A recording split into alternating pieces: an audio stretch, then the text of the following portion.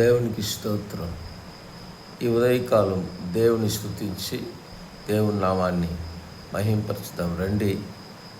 కీర్తన రాసిన గ్రంథం 5వ అధ్యాయం 3వ వాక్యంలో ఉదయమనే నా కంఠస్వరం నీకు వినపడను అంటున్నాడు భక్తుడు.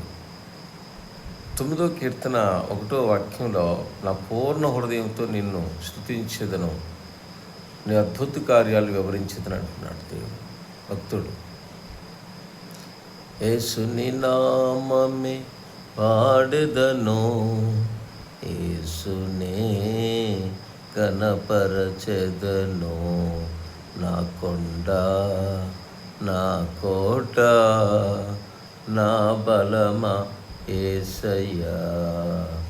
యేసుని నామమే పాడెదను, యేసునే గణపరచెదను.